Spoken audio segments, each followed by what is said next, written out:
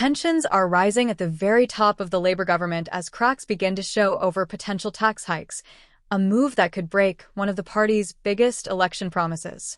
Prime Minister Sir Keir Starmer has been forced to step in twice this week, first to defend one minister, then to reprimand another, all while facing growing questions about the direction of his government. The trouble began when newly elected Deputy Labour leader Lucy Powell warned that breaking the party's promise not to raise income tax, national insurance, or VAT could seriously damage public trust. Her comments came as speculation grows that Chancellor Rachel Reeves is preparing to raise the basic rate of income tax in the upcoming November 26 budget. Reports suggest the Treasury is facing a massive £50 billion gap in public finances, and Reeves might resort to a 2p rise in income tax to fill it. Powell told BBC Radio 5 Live that Labour must stand by the promises we were elected on, adding that trust in politics depends on keeping their word. She said the budget should focus on putting more money back into the pockets of ordinary working people.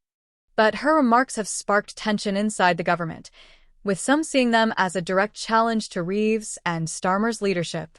Meanwhile, Starmer's trip to Brazil for the COP30 summit has been overshadowed by domestic controversy. Deputy Prime Minister and Justice Secretary David Lammy is facing heavy criticism for his handling of a mistaken prisoner release, an Algerian national, Brahim Kaddour Cherif, who remains on the run. Lammy has been accused of confusing the timeline of the incident and even misleading the public. Senior ministers quoted by The Times reportedly called him cowardly and incompetent. However, Starmer defended Lammy, saying he had set out the facts to the best of his knowledge. But that wasn't the only headache for the Prime Minister this week.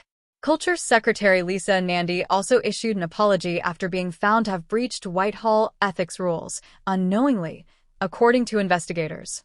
She failed to declare that her chosen candidate for football watchdog chair, David Cogan, had donated £2,900 to her leadership campaign in 2020.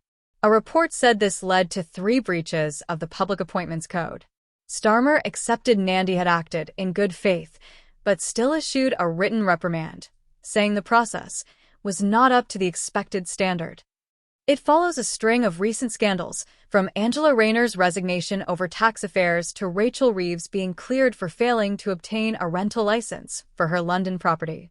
With so many controversies piling up, Starmer now faces the challenge of keeping his cabinet united ahead of what could be one of the most politically explosive budgets in years. As the clock ticks down to November 26th, all eyes are on Rachel Reeves. Will she stick to Labour's promise, or risk public trust for the sake of economic stability? One thing is certain. This budget could define the future of Keir Starmer's government and, possibly, the fate of the Labour Party itself.